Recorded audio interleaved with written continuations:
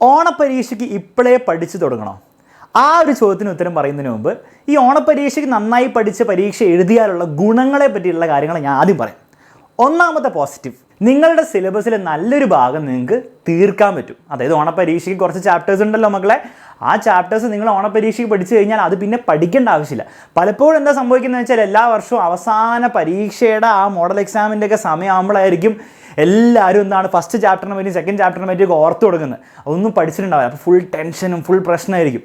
നിങ്ങൾ ഓണപ്പരീക്ഷയ്ക്ക് ആ ആദ്യത്തെ കുറച്ച് ചാപ്റ്റേഴ്സ് നിങ്ങൾക്ക് സിലബസിലുള്ള പഠിച്ചങ്ങോട്ട് തീർന്നാൽ പിന്നീട് അത് റിവൈസ് ചെയ്താൽ മതി, പിന്നീട് അത് പഠിക്കേണ്ട ആവശ്യമില്ല. സോ ഫസ്റ്റ് പോസിറ്റീവ് എന്താണ് മക്കളെ, ആ നല്ലൊരു ശതമാനം പോർഷൻ എന്ത് ചെയ്യും അവിടെ തീർന്ന് കിട്ടും. പിന്നെ അത് നിങ്ങൾ റിവൈസ് ചെയ്താൽ മതി, പിന്നെയും പഠിക്കേണ്ട ആവശ്യം ഉണ്ടാവില്ല പബ്ലിക് എക്സാം ആകുമ്പോൾ. രണ്ടാമത്തെ പോസിറ്റീവ്, പരീക്ഷയിൽ വരുന്ന ചോദ്യങ്ങളുടെ ഒരു നേച്ചർ എങ്ങനെയാണെന്ന് നിങ്ങൾക്ക് മനസ്സിലാകണമെങ്കിൽ നിങ്ങൾ നന്നായിട്ട് പഠിച്ച് ഓണപ്പരീക്ഷ എഴുതുമ്പോൾ നിങ്ങൾക്ക് മനസ്സിലാവും. അതായത് പലപ്പോഴും എന്താ സംഭവിക്കുന്നത് വെച്ചാൽ നിങ്ങളിങ്ങനെ അടിപൊളിയായിട്ട് പഠിക്കും, നിങ്ങൾ വിചാരിക്കും നിങ്ങൾ എല്ലാ കാര്യങ്ങളും മനസ്സിലാക്കുന്നുണ്ടെന്നും അതുപോലെ പരീക്ഷ ആകുമ്പോഴത്തേക്കും നിങ്ങൾക്ക് എല്ലാ ചോദ്യത്തിനും അടിപൊളിയായിട്ട് ഉത്തരം കൊടുക്കാൻ പറ്റും എന്നുള്ള കാര്യം നിങ്ങൾ വിചാരിക്കും. പക്ഷേ ആക്ച്വലി എക്സാമിൽ പോയി ഇരിക്കുമ്പോഴായിരിക്കും നിങ്ങൾക്ക് മനസ്സിലാവുക പരീക്ഷയിൽ ചോദ്യം വന്നാൽ ഉത്തരം എങ്ങനെ എഴുതണം സംഭവം അറിയാം, പക്ഷെ അതെങ്ങനെ എഴുതി ഫലിപ്പിക്കണം എന്നുള്ള കാര്യം നിങ്ങൾക്ക് അറിയുണ്ടാവില്ല. അപ്പോൾ അത് മനസ്സിലാക്കാനും അതുപോലെ പരീക്ഷയിൽ എങ്ങനെയാണ് ചോദ്യങ്ങൾ വരിക എന്നുള്ളൊരു ഐഡിയ കിട്ടാനും ഓണപ്പരീക്ഷ എഴുതുന്നത് വളരെയധികം യൂസ്ഫുൾ ആയിരിക്കും. മൂന്നാമത്തെ പോസിറ്റീവ്, പരീക്ഷ എഴുതുന്നതിൻ്റെ ഒരു ഫീല് അത് നിങ്ങൾക്ക് കിട്ടും. മക്കളെ പലപ്പോഴും എന്താ പ്രശ്നം എന്ന് വെച്ചാൽ നിങ്ങൾ ഈ യൂണിറ്റ് ടെസ്റ്റും അതുപോലെ ഓണപ്പരീക്ഷയും ക്രിസ്മസ് പരീക്ഷയും ഒന്നും സീരിയസ് ആയിട്ട് എടുക്കാതെ അതൊക്കെ വെറുതെ എന്തെങ്കിലും കാണിച്ചിട്ട് പബ്ലിക് എക്സാം നേരെ പോയി എഴുതുമ്പം പെട്ടെന്നായിരിക്കും നിങ്ങൾക്ക് മനസ്സിലാവുക പരീക്ഷയെ എഴുതാൻ വേണ്ടിയിട്ട് ഫിസിക്സും കെമിസ്ട്രിയും മാത്സും മാത്രം പഠിച്ചാൽ പോരാ, ആ പരീക്ഷ എഴുതുന്ന സമയത്ത് എങ്ങനെ ചോദ്യങ്ങൾക്ക് കൃത്യമായ ആൻസേഴ്സ് കൊടുക്കണം, അത് ഓവർ ലെങ്തി ആയിട്ടും ഓവർ ഷോർട്ട് ആക്കാതെയും കൊടുക്കാനും നിങ്ങൾ പഠിക്കണം. മാത്രമല്ല മൊത്തത്തിലുള്ള ടൈം നിങ്ങൾ മാനേജ് ചെയ്യാൻ പഠിക്കണം. അങ്ങനത്തെ കുറച്ച് ഇമ്പോർട്ടൻ്റ് ആയിട്ടുള്ള കാര്യങ്ങളുണ്ട്, അത് പറഞ്ഞു പഠിപ്പിക്കാൻ പറ്റില്ല. അപ്പോൾ അത് ഒരു ശീലം കിട്ടണം. അതിന് വേണ്ടിയിട്ട് എങ്ങനെ ടൈം മാനേജ് ചെയ്യണം, എങ്ങനെ പരീക്ഷാ പേപ്പറിൽ പ്രോപ്പറായിട്ട് കാര്യങ്ങളൊക്കെ എഴുതണം എന്നുള്ളൊരു ഫീല് കിട്ടണമെങ്കിൽ നിങ്ങൾ ഈ ഓണപ്പരീക്ഷ എഴുതിയാൽ മതി. അപ്പോൾ നിങ്ങൾക്ക് ആ ഒരു ഐഡിയ കിട്ടും എങ്ങനെ നമ്മൾ ടൈം മാനേജ് ചെയ്യണം, എന്തൊക്കെ മണ്ടത്തരാണ് നിങ്ങൾ കാണിക്കാൻ സാധ്യതയുള്ളത് എന്നുള്ളതൊക്കെ നിങ്ങൾ മര്യാദയ്ക്ക് പഠിച്ച് എഴുതുമ്പോഴേ നിങ്ങൾക്ക് മനസ്സിലാവുള്ളൂ. നാലാമത്തെ ആൻഡ് ഫൈനൽ പോസിറ്റീവ്, നിങ്ങൾക്ക് എത്രത്തോളം കാര്യങ്ങളൊക്കെ വശമുണ്ട്, നിങ്ങൾക്ക് എത്രത്തോളം കാര്യങ്ങളൊക്കെ അറിയാം എന്നുള്ള ഒരു ഐഡിയ നിങ്ങൾക്ക് ഓണപ്പരീക്ഷയുടെ റിസൾട്ട് കിട്ടുമ്പോൾ മനസ്സിലാവും.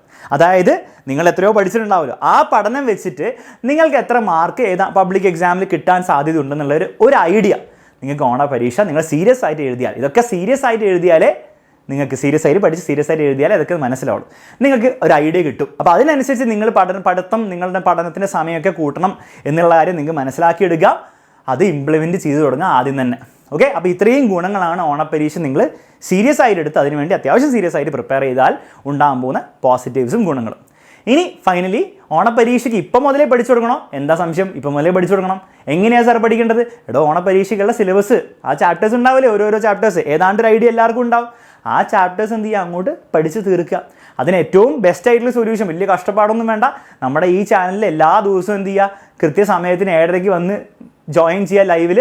ആ ലൈവിൽ നിങ്ങളുടെ സിലബസിലുള്ള എല്ലാ ചാപ്റ്റേഴ്സും വളരെ സ്ട്രക്ചേർഡ് ആയിട്ട് വളരെ എഫക്റ്റീവ് ആയിട്ടുള്ള ക്ലാസ്സുകൾ ഇവിടെ ഫ്രീ ആയിട്ട് നമ്മുടെ യൂട്യൂബ് ചാനലിൽ തരുന്നുണ്ട്. സോ അത് കൃത്യമായിട്ട് ഫോളോ ചെയ്യുക. ഇനി അതുകൂടാതെ നിങ്ങൾക്ക് കുറച്ചും കൂടി അടിപൊളിയായിട്ട് നിങ്ങൾക്ക് നേരത്തെ ചാപ്റ്റേഴ്സൊക്കെ പഠിച്ച് തീർക്കണം എന്ന് ആഗ്രഹമുണ്ടെങ്കിൽ നമ്മുടെ ബാച്ചിലും ജോയിൻ ചെയ്യാം. ബാച്ചിലും നമ്പർ ഇവിടെ കൊടുത്തിട്ടുണ്ട്, അതിൽ വാട്സപ്പ് ചെയ്യാം. വാട്സപ്പ് ചെയ്ത് നിങ്ങൾക്ക് വേണം ബാച്ചിൽ ജോയിൻ ചെയ്ത് കുറച്ചും കൂടി സീരിയസ് ആയിട്ട് കുറച്ചുകൂടി പ്രോപ്പറായിട്ട് എക്സാംസും അതുപോലെ ലൈവ് ഡൗട്ട് ക്ലിയറൻസും അങ്ങനത്തെ കുറേ സൗകര്യങ്ങളും വെച്ച് സ്റ്റഡി മെറ്റീരിയലൊക്കെ കിട്ടി നിങ്ങൾക്ക് എന്ത് ചെയ്യാം, പഠിക്കാവുന്നതാണ്. ഓക്കെ, ക്ലിയർ ആണല്ലോ? എങ്ങനെയാണേലും യൂട്യൂബിലായിക്കോട്ടെ ബാച്ചിലായിക്കോട്ടെ എക്സാമിനർ പരീക്ഷയുടെ സമയം വരെ, ഓക്കെ, പരീക്ഷയുടെ സമയം എന്ന് പറഞ്ഞാൽ ഓണപ്പരീക്ഷയല്ല, ക്രിസ്മസ് പരീക്ഷയല്ല, പബ്ലിക് എക്സാം കഴിയുന്ന ദിവസം വരെ നിങ്ങളുടെ ഒപ്പം ഉണ്ടാവും. സോ കൃത്യമായി ഈ ചാനലുകളിലെ എല്ലാ കാര്യങ്ങളും കൃത്യമായിട്ട് ഫോളോ ചെയ്യുക എന്ന് മാത്രമേ തൽക്കാലം ചെയ്യാനുള്ളൂ. സോ ക്ലാസ്സസ് കൃത്യമായിട്ട് അറ്റൻഡ് ചെയ്യുക, അത് ബാച്ചിലാണെങ്കിലും യൂട്യൂബിലാണെങ്കിലും. അതിനോടൊപ്പം തന്നെ നിങ്ങൾ വീക്കെൻഡ്സിലൊക്കെ റിവിഷന് വേണ്ടി പഠിച്ച കാര്യങ്ങൾ, ആ വീക്ക് പഠിച്ച കാര്യങ്ങൾ റിവൈസ് ചെയ്യാൻ വേണ്ടിയുള്ള സമയം കണ്ടെത്തുക. ഓണപ്പരീക്ഷയ്ക്ക് മുൻപ് തന്നെ അതിൻ്റെ സിലബസ് കംപ്ലീറ്റ് ചെയ്യുമെന്ന് ഉറപ്പാക്കുക.